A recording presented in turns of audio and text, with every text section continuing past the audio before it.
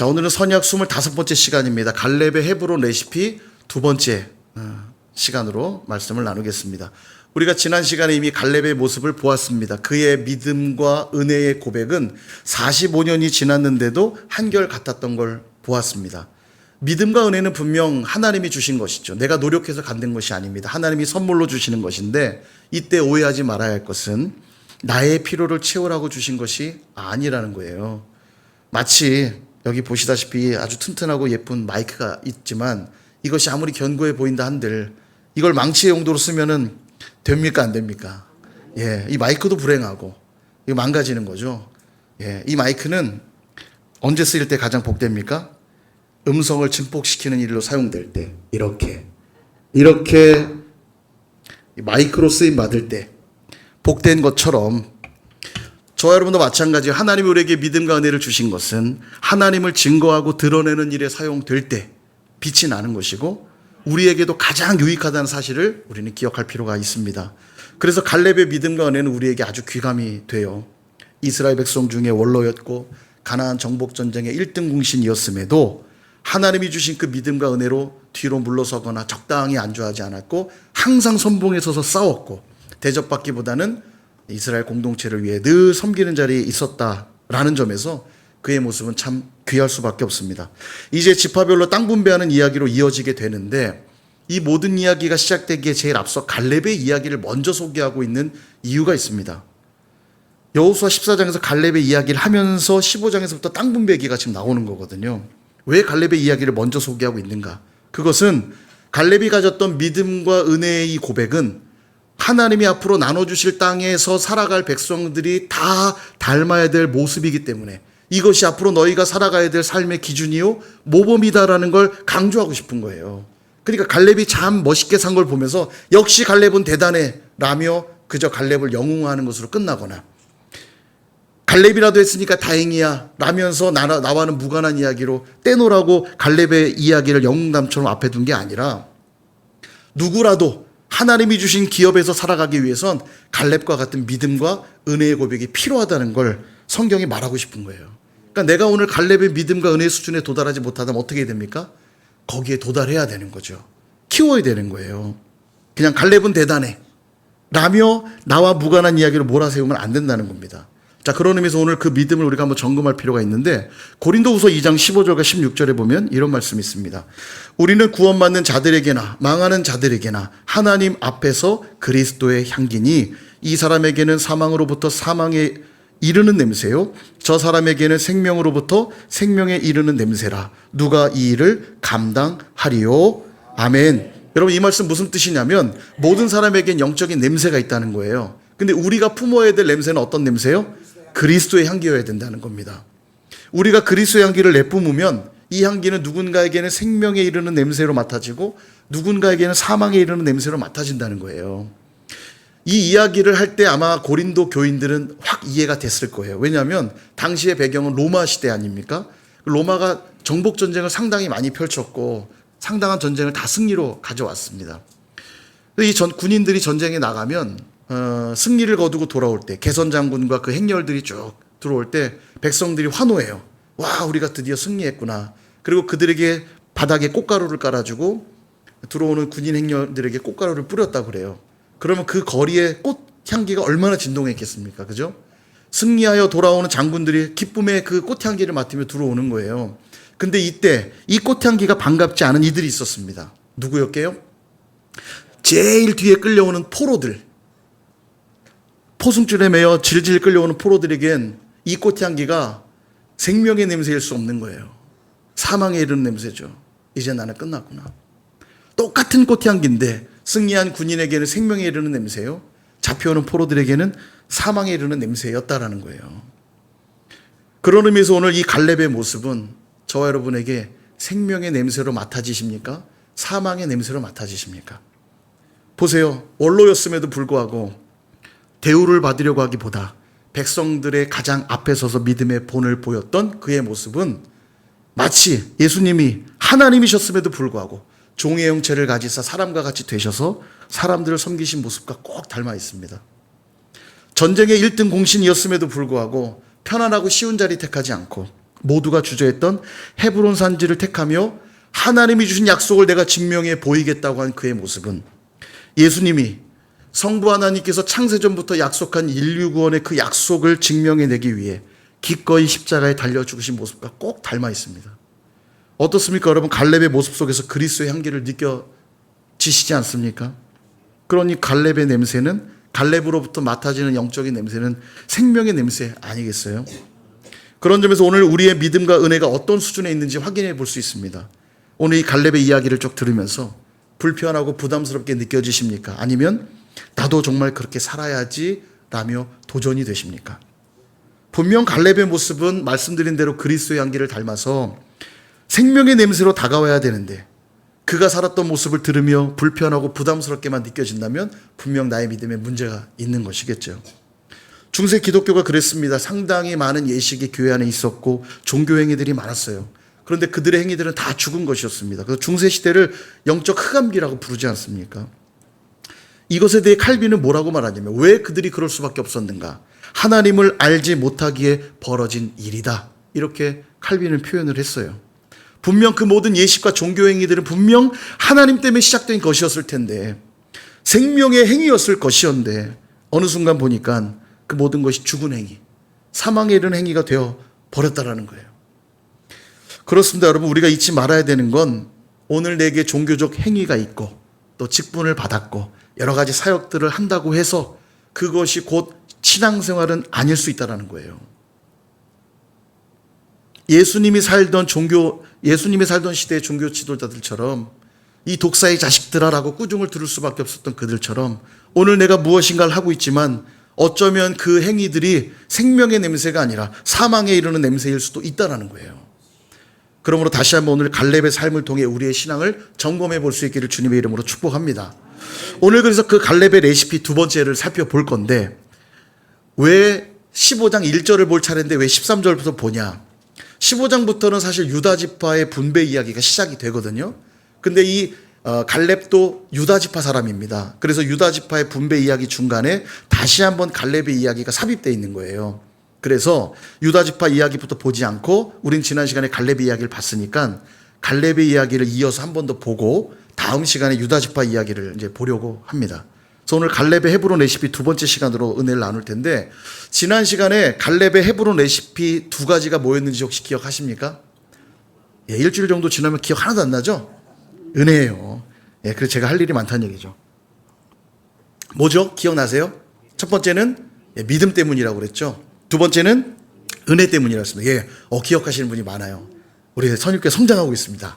예, 아멘.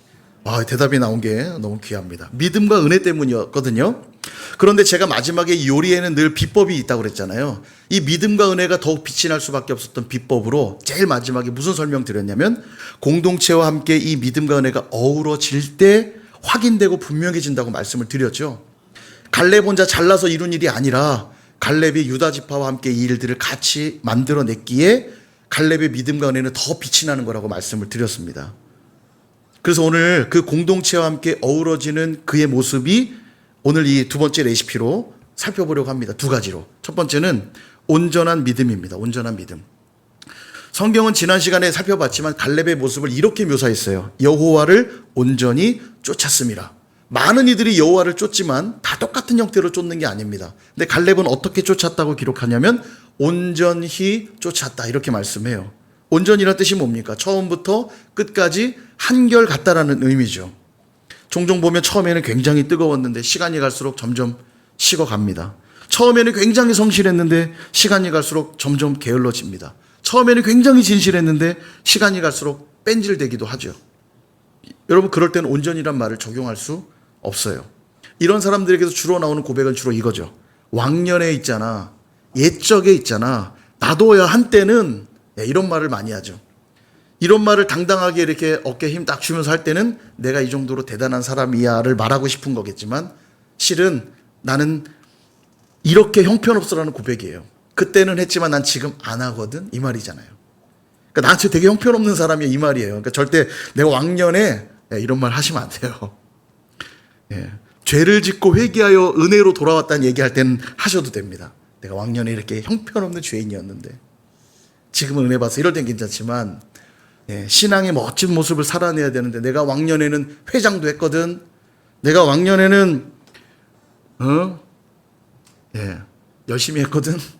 예, 이거는 지금 내가 형편없던 고백이에요. 또 어떤 사람들은 되게 뜨거워요. 되게 성실하고 되게 진실한데 기분 좋을 때만, 일이 잘 풀릴 때만, 하고 싶은 마음이 들 때만 그렇게 반응하고 있다면 이 또한 온전이란 말을 적용할 수 없어요. 온전이란 비가 오나 눈이 오나 바람이 부나 언제 어디서나 하나님을 쫓을 때 사용할 수 있는 말이죠.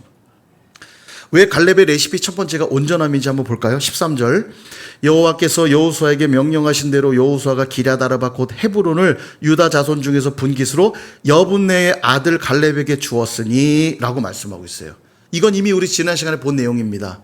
갈렙에게 헤브론을 유업으로 기업으로 주었다. 이건 지난 시간에 본 내용이죠. 근데 그 다음 내용이 중요합니다. 14절 갈렙이 거기서 헤브론이겠죠. 헤브론에서 아낙의 소생인 그 세 아들 세세와 아이만과 달메를 쫓아내었다. 이렇게 말하고 있습니다. 여러분 이름까지 언급하고 있을 때 이들이 굉장히 유명했던 사람들이에요. 그러니까 아낙 자손 중에도 특별히 유명했던 사람들이 있는데 세세, 아이만, 달메 여러분 이분들 잘 아세요? 잘 모르시죠? 제가 딱 피부에 와닿게 설명드리면 최홍만, 이봉걸, 한기범 제가 아는 거인들을 다 지금 동원했는데 느낌이 팍 오시죠? 이름만 되면 누군지 딱 떠오르면서 와, 그 씨름 선수, 그 격투기도 했던 그 선수 막 이런 이미지가 떠오르죠? 이들이 그런 사람이었다는 거예요. 이름만 되면 알만한 그때 당시에 그 가나안 지역이 굉장히 유명했던 거인들 세세와 아이만과 달메를 쫓아냈대요. 근데 여러분 좀 이상한 것 하나를 발견합니다. 그게 뭐냐면 여호수아가 전쟁을 마치고 제가 한눈으로 보는 승전사라고 그래서 이거 요약을 쭉 했었는데 여호수아가 전쟁을 마친 그 정리한 내용을 보면 이런 내용이 나옵니다. 여호수아 11장 21절에서 22절 그때에 여호수아가 가서 산지와 헤브론과 드빌과 지금 오늘 나왔던 지역이죠. 헤브론과 드빌과 그 다음 밑줄 따라 가보세요. 이스라엘의 온 산지에서 아낙 사람들을 멸절했대요. 그러니까 여호수아가 정복 전쟁할 때 이미 멸절했습니다. 그들을 다 내쫓았어요. 22절 이스라엘의 자손의 땅에는 아낙 사람들이 하나도 남지 않았다. 그들은 가사, 가드, 아스돗에만 남았대요. 이 가사, 가드, 아스돗은 블레셋 지역입니다. 그러니까 해안 쪽에 있는 서쪽으로 다 몰아냈고 이스라엘이 차지한 땅에는 아낙 사람들이 하나도 남지 않았대요. 이 여호수아가 정복 전쟁을 성공적으로 마친 거예요. 근데 여러분 이상하죠. 지금 갈렙이 다시 헤브론에 올라가서 세세와 아히만과 달메를 다시 쫓아냈대요. 이게 무슨 말인가? 여러분 헤브론은 남쪽에 있거든요. 가나안 정복 전쟁할 때 순서 기억나시죠? 중앙을 먼저 차지하고 남부 연합군과의 전쟁에서 남쪽을 차지하고 북쪽으로 올라가서 북쪽 연합군과 싸웠잖아요. 이걸 이렇게 요약한 거 기억나시죠? 예, 나시길 축복합니다. 예, 까먹어도 괜찮아요. 제가 또 설교하면 되니까. 그러니까 북쪽에 올라간 동안에 쫓겨났던 아낙 사람들이 다시 헤브론 산지로 들어왔다는 걸 말하고 있는 거예요. 여러분 전쟁은 한 번으로 끝나지 않습니다. 거대한 전쟁을 이겼다고 그래서 전쟁이 끝나는 게 아니라 국지전은 끊임없이 일어나는 것이거든요. 6.25 전쟁의 3년여 끝에 결국 휴전을 하게 됩니다. 그래서 평안했는가? 70년이 넘은 지금까지도 국지전이 계속 일어나는 거 아닙니까? 미사일 쏘고 연평도 같은 데서 계속 크고 작은 국지전들이 계속 일어나는 거예요. 이스라엘 역사도 마찬가지입니다. 가나안 땅 차지했죠? 그러면 끝난 겁니까? 아니죠. 블레셋과 이방 나라들 가나안 족속들이 끊임없이 공격해 옵니다. 그러니 한시도 방심할 수 없었던 것이고 신앙의 영역도 이렇게 항상 대비태세를 갖춰야 한다는 거예요. 그런 면에서 이 갈렙은 하나님의 승리가 온전해지게 하기 위하여 다시 그들이 들어왔지만 내가 그 헤브론 산지로 가겠습니다. 헤브론 산지를 내게 주십시오. 하나님이 여전히 이 땅의 주인이라는 걸 내가 증명해 보이겠습니다. 그 온전함을 하나님 앞에 나타내 보이고 있다는 거예요. 내가 그땐 열심히 해서 샀지만 이제 힘들어 못하겠다. 니들이 가서 해라가 아니라 여전히 내가 나아가겠습니다. 내가 하나님의 살아계심을 증명해 보이겠습니다. 이게 바로 갈렙이 보였던 온전함이라는 거예요. 이 공동체가 하나님의 공동체로 서가기 위해서 야 네가 가가 아니라 내가 하겠습니다. 온전한 그의 믿음을 확인하게 되죠. 바로 여기서 우리의 신앙이 온전해질 이유를 보게 됩니다. 여러분, 신앙은 한 번 뜨겁고 한 번 성실하고 한 번 진실했던 것으로 완성되지가 않아요. 사단은 호시탐탐 기회를 엿보다 우리에게 치고 들어오거든요. 언제든지 비었다 싶으면 다시 들어와서 주인 노릇을 하는 게 사단입니다. 그러니 예전에 내가 한번 뜨거웠다고 신앙이 끝나고, 예전에 한번 열심히 했다고 끝나는 문제가 아니에요. 끊임없이 갈렙이 그랬던 것처럼 온전해야 되는 거예요. 다시 그 영역들이 하나님 아닌 어둠의 영들에게 빼앗기지 않도록 지켜내고 혹시라도 지난날의 신앙만 늘 자랑하고 지난날의 시간만 늘 그리워하고 있다면 우리의 신앙이 온전해지기 위해 오늘 갈렙이 보여준 이 온전한 믿음을 기억하고 분연히 일어날 수 있기를 주님의 이름으로 축복합니다. 나이도 환경도 시간도 사람도 그 무엇도 하나님 나라를 향한 우리의 신앙의 열정을 막을 수 없다는 그 확신 가지고 온전함으로 나아가시는 저와 여러분 다 되시기를 주님의 이름으로 축복합니다. 오늘 레시피 두 번째는 전수되는 믿음이에요. 아까 첫 번째는 뭐였죠? 온전한 믿음이고, 두 번째는 전수되는 믿음입니다. 이 갈렙이 세세와 아이만과 달메를 쫓아냈죠. 그리고 그 다음 정복지인 드빌로 나아갑니다. 드빌의 본 이름이 기랴세벨이었다고 성경에 나오는데, 이 기랴세벨을 정복할 때 독특한 제안을 하나 합니다. 갈렙이 거대한 거인들도 몰아낼 정도로 대단했던 사람인데도 드빌을 칠 때는 이상한 제안을 하나 해요. 16절, 갈렙이 말하기를 기랴세벨을 쳐서 그것을 점령하는 자에게는 내가 내 딸 악사를 아내로 주리라 하였더니 아멘. 아니, 딸이 무슨 물건이야? 왜 딸을 포상금으로 거는 거야? 라는 분이 계실지 모르겠지만 오늘날의 정서로 읽으시면 안 됩니다. 딸을 파는 아비가 아니에요. 갈렙은 좋은 줄 알았더니 갈렙이 이상한 사람이었어. 그런 의미 아닙니다. 지금 여기 이 뜻은 뭐냐면 딸을 내어주겠다는 약속은 가장 큰 상급을 약속하고 있는 것으로 이해하시면 됩니다. 고대에는 신분 상승을 이룰 수 있는 길이 그렇게 많지 않았거든요. 그중에 가장 확실한 게 높은 지체의 가족이 되는 겁니다. 왜냐하면 아들이 아닌데 아들이 될 수는 없잖아요. 가족이 되는 길인데 그중에 하나가 이 딸과 결혼의 사위가 되는 거죠. 그랬던 이야기가 있어요. 사울 왕이 다윗에게 그런 제안을 하죠. 블레셋 사람의 포피 100개를 가져오면 내 딸을 너에게 내어주겠다. 이런 약속을 합니다. 실은 이제 사울은 다윗을 블레셋 포피를 베면서 죽기를 바래서 낸 계략이지만 블레셋 사람들의 포피 100개를 벗겨올 만큼의 견줄 만한 상급으로 딸을 내세우고 있다는 건 딸이 줄 수 있는 최고의 상급인 거죠. 다윗에게. 실은 다윗은 어떤 사람이냐면 정말 보잘것없는 시골 베들레헴 땅에 8째 막내로 태어나 목동일이나 하던 형편없는 존재였어요. 우리가 다윗을 대단하다고 생각하지만 그의 출신 배경은 정말 보잘것없습니다. 사무엘이 와갖고 아들을 다 모으시오 그랬는데 아들 부르지도 않잖아요. 8째 저 목동일하는 아들은 분명히 해당이 안 될 거야. 부르지도 않을 정도로 형편없는 존재였습니다. 그런 그에게 왕의 사위가 된다는 건 굉장한 특혜죠. 갈렙은 당시 이스라엘의 최고 지도자였고 존경받는 원로였고 유다 지파의 지도자였습니다.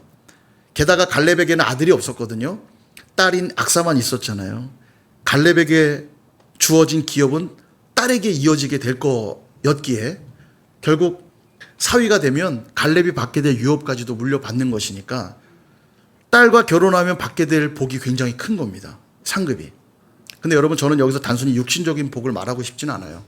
왜냐하면 갈렙이 살아왔던 삶을 쭉 지켜보면 그는 육신의 복을 쫓아 살았던 사람이 아니거든요. 그런 점에서 지금 갈렙이 딸을 상급으로 내세우면서까지도 요구하고 있는 이 도전은 육적인 도전이 아니라 영적인 도전을 하고 있는 겁니다. 제가 좀 각색을 해서 표현하면 이런 거예요. 내가 헤브론 산지로 나아가 하나님을 증명하기 위해 믿음과 은혜로 나아갔던 것처럼 너희 중에 누구라도 나처럼 기랴세벨로 나아가 하나님을 증명하기 위해 너희가 가진 믿음과 은혜로 나아갈 자가 있기만 하다면 내 딸을 내어주겠다. 내가 살았던 것처럼, 내가 믿음과 은혜로 반응했던 것처럼 누구라도 그렇게 반응할 자가 있다면 내 딸을 내어주겠다. 이렇게 말하고 있는 거예요.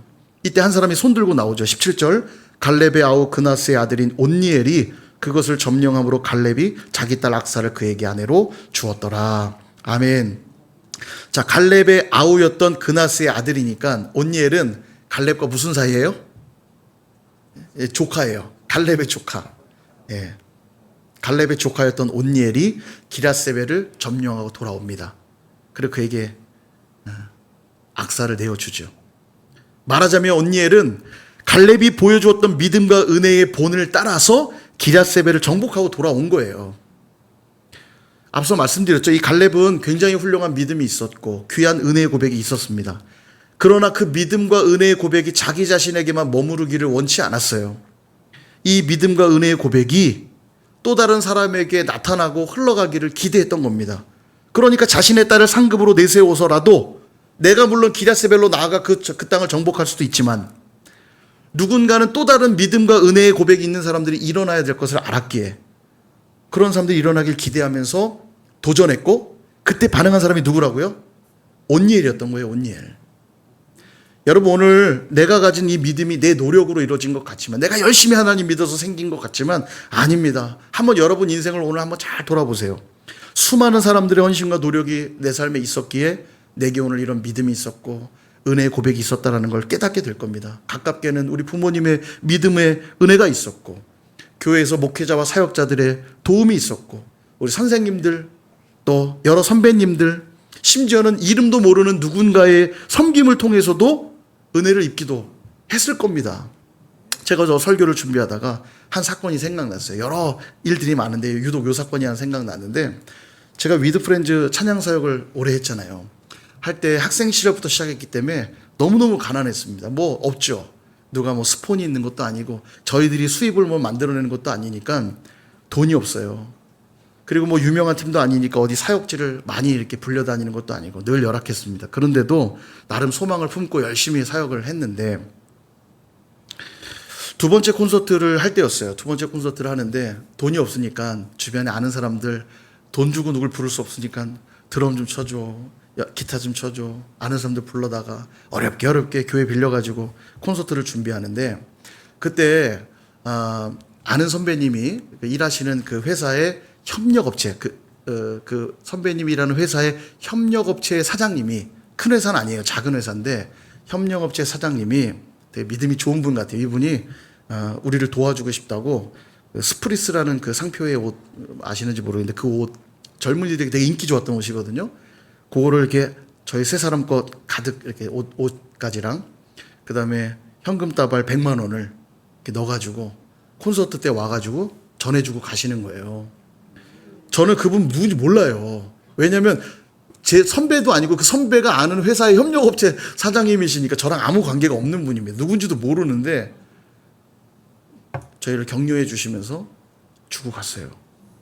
그러니까 100만 원 여러분 큰 돈이 아니라고 생각하실 수 있지만 정말 아무것도 없는 저에게 이 100만 원이라는 돈이 얼마나 이게 감사하고 큰지요. 찬양 사역을 멈출 수가 없는 거예요. 돕는 이들이 있는데 여러분 저희가 CD를 2장 냈거든요. 몰랐죠? 제가 이게 어제 4년 넘었는데도 뭐 찬양 사역을 했어? CD가 있다고? 저번에 누가 그러시더라고요. CD가 있어요? 그러면 예, 누누이 말했는데 집에 가서 유튜브와 여러 사이트를 통해 검색을 하셔서 다운받으시기 바랍니다. 아무튼 CD를 2장 냈는데 하나는 싱글 앨범이고 하나는 정규 앨범 냈거든요. 이 2장 CD를 내는데 든 총 비용이 얼마냐면 3천만 원입니다. 많이 늘었어요. 옛날에 요 정도 발행 안 하시는데 집에다 3천만 원씩은 다 끼고 있잖아요. 그죠? 예, 되게 큰 돈이죠. 저희 돈이 없어요. 근데 단 한 푼의 빚도 지지 않고 저희가 앨범을 2장이나 냈거든요. 그 말은 무슨 뜻이겠습니까? 저희가 대단해서 낸 거예요? 아니죠. 예, 주변에 정말 많은 사람들이 도와줬어요. 교회에서 막 CD 낸다고 할 때 선 판매해 주겠다고 막 10장 주세요. 20장 주세요. 막 CD 사주시고 교회에서 막 후원 헌금 해주시고 저희가 세 사람이니까 세 사람 교회에서 또 옆 주변에만 아는 분들 계속 도와주시고 도대체 이 3천만 원이 어디서 났는지 지금도 우리 김영원 전사님이랑 지금도 얘기해요. 도대체 미스테리다. 계산해도 돈이 어디서 들어왔는지 모르겠어요. 그러니 저희가 무명의 시간들을 20년 가까이 보내면서도 찬양사역을 계속 해올 수밖에 없었던 거예요. 우리 안에 하나님 주신 그 믿음과 은혜의 고백이 있는데 멈출 수가 없는 겁니다. 사람들이 알아달라고 한 게 아니죠. 그래서 저희는 늘 사명인 줄 알고 작은 교회들 찾아다녔어요. 돈이 없어서 사역자 부를 수 없는 교회들. 가보면 우리 스텝이 막 더 많아요. 어떤 데는 가보면 몇 명 안 앉아 있어요. 그래, 그런데 가서 우리가 섬긴다면 그 얼마나 귀한가. 뭐 사람들은 알아주지 않겠지만 하나님이 기억하시면 되지. 저희들이 막 스피커 챙기고 악기 챙기고 가가지고 그리고 나오면 뭐 돈을 이렇게 제대로 안 줘요. 아유, 많이 못 드려 죄송해요. 받아보면 세 사람이 밥도 먹을 수 없는 돈입니다. 뭐 한 5만 원.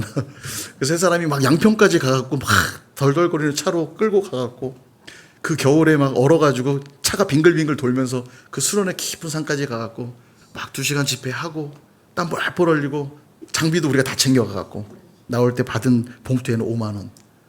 근데도 기뻐요. 왜죠? 하나님의 은혜의 고백이 있으니까. 예. 그래서 참 돌아보면 우리에게 그 사역들이 얼마나 귀했나. 근데 우리가 대단해서가 아니라 하나님이 주변에 많은 이들을 붙여주셔서 그 사역 할 수밖에 없도록 해주셨다라는 거예요. 사랑하는 여러분, 온니엘이 누군지 아십니까? 잠시 후면 사사시대에 시작되는데요. 사사, 12사사 여러분 기억하세요? 저 SBS 때 한 거. 준비 시작. 예, 이럴 줄 알았어요. 이럴 줄 알았어요. 진드기 정도는 기억하시죠? 진드기. 5세 3드기. 도랴 입산, 엘돈삼. 들으니까, 하시죠? 그럼 그래도 다행이에요. 그게 뭐였지? 이러면 이제 심각한 거고, 맞다. 이 정도면 상당히 양호한 겁니다. 5세 3드기, 도랴 입산, 엘돈삼. 제일 처음에 등장했던 옷이 누구예요? 그게 바로 온니엘이에요. 온니엘. 여러분 굉장히 중요한 교훈을 얻는데 사사기 2장에 보면 사사시대가 온 배경을 뭐라고 설명하냐면 여호수아가 죽고 여호수아가 생존하던 시대 살았던 장로들도 다 죽은 후에 다른 세대들이 일어났고 사사시대가 시작됐다고 성경은 설명해요. 이 말은 무슨 뜻이냐면 여호수아가 자식 농사 내지는 후계 양성에 실패했다는 뜻이에요. 여호수아가 죽은 다음에 영적 암흑기가 찾아오거든요. 근데 그런 와중에도 믿음의 역사를 이어나간 사람이 있었으니 그게 누구냐? 갈렙의 믿음을 본받았던 온니엘이었다는 거예요. 온니엘이 1대 사사로 세워졌거든요. 제가 이걸 보면 갈렙이 진짜 승자인 것 같아요. 저는요. 갈렙은 사실 성경에 보면 늘 영원한 2인자처럼 비춰지죠. 여호수아 뒤에 가려서 뭔가 좀 늘 2인자처럼 느껴지는데 잘 들여다보면 갈렙이 훨씬 빛나는 것 같아요. 헤브론 산지를 취할 때 그 멋진 믿음의 모습도 그렇고 사사시대가 시작됐지만 그 사사시대를 진짜 준비했던 사람은 사실 갈렙이었던 거죠. 온니엘과 같은 후계를 잘 세워서 그로 하여금 그 어두운 영적 시대를 사사시대를 열게 했던 갈렙. 그렇습니다. 여러분 진정한 믿음과 은혜는 나만 누리고 끝나지 않아요. 누군가에게 반드시 흘러가게 되어 있습니다. 또 흘러가야만 되는 거예요. 나의 믿음이 후대에게 흘러갈 때 그들에 의해 나의 믿음도 완성되는 거거든요. 여러분 왜 부모가 자녀를 위해 모든 걸 쏟아붓죠? 내가 20살까지 쏟아붓고 20살 넘어서부터 내가 너한테 받아 누릴 거야. 그런 부모 없죠. 40이 되고 50이 돼도 늘 내게는 물가에 내놓은 자식 같아서 뭐 필요한 건 없냐? 부족한 건 없냐? 저희 어머니 아버지도 그래요. 지금도 제가 이렇게 어리지 않은데도 지금도 뵈면 늘 걱정. 늘 걱정. 예, 제가 60이 되고 70이 돼도 살아계시면 계속 제 걱정하시겠죠? 왜 이렇게 부모는 자녀를 위해서 다 쏟아붓습니까? 왜 이렇게 다 쏟아주는 거예요? 자녀가 잘 되는 것이 내가 잘 되는 거니까. 여전히 나는 조그만 방에서 살고 여전히 나는 막 쭈글쭈글한 차 타고 다니면서도 자식이 좋은 차 타고 다니고 자식이 좋은 집 살면 그렇게 행복한 거잖아요. 맞죠? 왜냐하면 그 자녀가 잘 되는 게 내가 잘 되는 거니까. 근데도요, 우리는 왜 영적인 후대들에겐 이렇게 쏟아붓는 열정이 없는지 모르겠어요. 내 자녀 육신에 내 자녀가 잘 되는 거니 그렇게 모든 걸 쏟아부으면서 하나님의 나라를 위해 믿음의 다음 세대들을 세우는 일에 왜 이렇게 야박한지 모르겠어요. 남의 일처럼 여기고. 제가 앞서 말씀드렸지만 수많은 청년들이 눈물 뿌려 기도하는 모습 보면서 진짜 가슴이 뭉클하더라고요. 헝금하게 되더라고요. 화면에 계좌가 탁 뜨는데 헝금하게 되더라고요. 하나님 많은 건 아니지만 이 물질이 심겨지고 이 청년들에게 흘러가고 거기엔요 우리 수아 친구도 만났어요. 거기서 그 친구는 그 교회를 다닌대요. 그러면서 만났는데 수아 친구니까 몇 학년이에요? 청년이 아니에요. 고1이잖아. 고1. 수아가 고1이거든요. 고1이에요. 근데도 이 고등학생이 여러분 요즘 어떤 시대인 줄 알아요? 대학 갈 때까지는 일주일에 한 번만 교회가 주일 오전에만 딱 예배 드리고 집에 와. 그러면 그래요. 대학 갈 때까지 공부나 해. 이 친구가 집회를 다 찾아다녀요. 은혜를 사모해갖고 이 고1짜리 애가 수련회 다 참석하고 청년 수련회인데 다 참석하고. 와 제가 보면서 이런 애들이 요즘도 있구나. 막 가슴이 막 뛰고 감사한 거예요. 그래서 아까 고백한 저 한 선일교회가 이 교회가 선일교회가 이런 교회 되게 하소서. 여기에 막 청년들이 다음 세대들이 막 넘쳐나고 은혜 받기 위해 여기로 몰려들고. 여러분 이번에 프랑스 올림픽 때 400m 계주 가장 강력한 우승 후보가 미국이었습니다. 언제나 미국은 육상의 우승 후보죠. 그런데 미국이 몇 등 했게요? 꼴등했어요. 실격 처리됐습니다. 여기 400m 계주에 뛰는 선수들은 다 뛰어난 선수들이에요. 다 1등할 정도의 뛰어난 실력을 가진 선수들인데 왜 꼴등했냐? 왜 실격했냐? 1번 주자가 2번 주자에게 바톤을 넘겨주는데 실수를 합니다. 바톤을 제대로 못 넘겨줘요. 그래서 그 선을 이탈하면서 실격 처리돼 버렸어요. 평생 바톤 주고받는 걸 연습한 선수일 텐데 왜 그 결승전에서 바톤을 이상하게 주냐고요. 여러분 여기서 우리는 교훈을 얻어야 돼요. 나만 잘 뛴다고 해결되는 문제가 아닙니다. 하나님 나라가 똑같아요. 나만 믿음 생활 잘하면 되지, 나만 은혜 받으면 되지가 아니에요. 내가 아무리 잘해도 내 다음 세대가 내 믿음의 바톤을 이어받지 못하면 하나님 나라 거기서 끝날 수도 있어요. 내 믿음의 완성이 실패할 수도 있는 문제라고요. 갈렙은 그걸 본 겁니다. 기럇세벨로 내가 여전히 올라갈 수 있지만 세세와 아히만과 달메를 쫓아낼 정도의 여전히 나는 영적인 파워가 있고 믿음이 있고 담대하지만 나 혼자 할 문제가 아닌 거예요. 다음 세대를 일으켜야 되는 겁니다. 누구라도 이 일에 함께 동참하는 자가 있다면 내 딸을 내어주겠다. 가장 귀한 걸 내어놓아서라도 그 믿음의 세대가 이어질 수 있다면 나 그거 하겠다고 갈렙이 고백하는 거예요. 왜냐하면 하나님 나라가 내겐 더 소중하거든요. 여러분 온니엘 외에도 믿음을 전수받은 사람이 하나 더 나옵니다. 바로 갈렙의 딸 악사예요. 18절을 보시면 악사가 출가할 때 그에게 청하여 자기 아버지에게 밭을 구하자 하고 나귀에서 내림에 갈렙이 묻습니다. 네가 무엇을 원하느냐? 그랬더니 악사가 이렇게 구합니다. 19절 이르되 내게 복을 주소서. 여러분 여기 복이라는 단어 베라카는 하나님이 주시는 복을 말하거든요. 그러니까 악사가 지금 구하는 복은 육적인 복을 구하고 있는 것이 아니라 하나님이 주시는 복을 얻기를 원합니다. 그리고 샘물을 구하니까 갈렙이 얼마나 기뻤던지 윗샘과 아랫샘을 다 줘요. 여러분 이 헤브론 산지 그 유다 산지 네게부 사막 지역에 있는 그곳에서 이 샘물이라고 하는 건 가장 귀한 거거든요. 악사도 아버지를 닮아 좋은 믿음을 가졌던 것 같아요. 네가 무엇을 원하냐? 라고 했을 때 하나님이 주시는 그 복을 얻기를 원합니다. 구해요. 그러니까 하나님이 영적인 복과 육적인 복 모두를 다 주시는 겁니다. 온니엘도 그렇고 악사도 그렇고 그들이 누렸던 이 복이 누구로부터 출발한 겁니까? 결국 갈렙으로부터 출발한 거예요.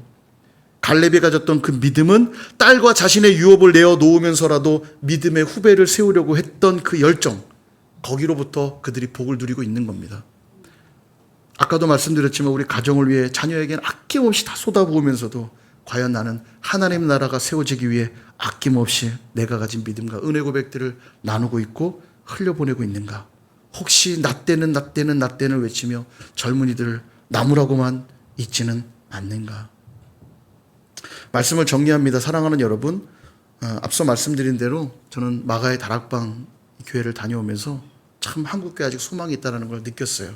너무 감사했습니다. 근데 여러분 이 소망이 계속 이어지려면 지금 필요한 게 뭐냐? 오늘 말씀드린 레시피 이 두 가지가 필요해요. 갈렙이 가졌던 그 온전한 믿음, 그리고 전수되는 믿음. 이게 필요한 겁니다. 그 청년들은 아직 완전한 사람들이 아니에요. 그 믿음이 완성된 사람들이 아닙니다. 여전히 훈련되어야 하는데 그것을 책임져야 될 것이 바로 저와 여러분, 갈렙의 위치에 있어야 될 저와 여러분의 온전한 믿음과 전수되는 믿음이어야 한다는 거예요. 갈렙의 온전함이 어느 정도로 대단한지 여러분 생각해 보십시오. 38세 광야에서 가졌던 믿음과 85세의 가나안 땅에서 가졌던 믿음이 동일했어요. 시간이 지나고 환경이 바뀌었다고 시들거나 타성해졌지 않았다는 거죠. 또 충분히 누릴 수 있는 자격이 있었지만 여전히 관심은 내가 누릴 것들에 있지 않고 내 뒤를 이어 살아갈 이 땅에서 하나님이 주신 이 땅에서 살아갈 다음 세대들에게 마음을 갖고 내게 가장 귀한 것들을 내어놓아서라도 믿음의 세대를 일으키고자 했던 그 열정. 여러분 그 열정이 결국 사사시대를 대비하게 한 것이고 온니엘과 악사를 복받게 했던 것임을 보게 됩니다. 바라기는 저와 여러분이 이 갈렙의 믿음을 배울 수 있기를 주님의 이름으로 축복합니다. 더 나아가 우리 선일교회가 갈렙과 같은 모습이 되기를 소망해요. 벌써 저희가 40년이나 다 됐어요. 그럼에도 불구하고 여전히 한결같은 믿음을 가진 그런 교회. 다음 세대를 위해서라면 아낌없이 모든 것을 쏟아붓는 믿음과 열정과 헌신이 있는 그런 교회. 꼭 이 말하면 다음 세대를 자기가 주인공이라고 우리한테 잘하세요 여러분 이렇게 거들먹거리면 안 돼요. 다음 세대들은 꿈꿔야 됩니다. 내가 온니엘이 될 것이고 내가 악사가 될 거라고 꿈꿔야 돼요. 언제든지 믿음의 선배들이 믿음으로 도전할 때 저 바쁘거든요. 저 힘들거든요. 다음 세대 위한다면 왜 나한테 이렇게 하시는 거예요가 아니라 선배님들의 믿음의 본을 따라 제가 그 뒤를 잇겠습니다. 온니엘이 되고 악사가 될 때 믿음이 전수되는 거예요. 그렇게 하나님 나라를 아름답게 세워가는 저와 여러분 또 우리 선일교회가 되시기를 주님의 이름으로 축원합니다.